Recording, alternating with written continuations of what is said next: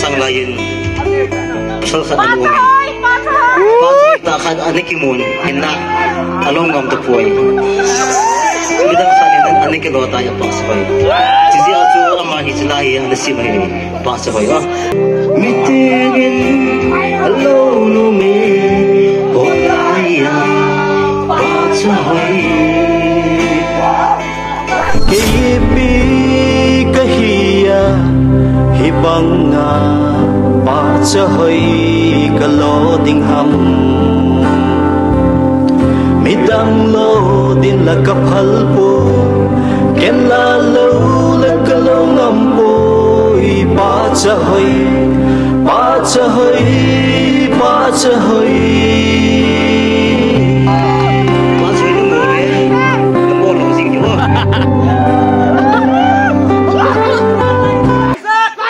Pasal live video.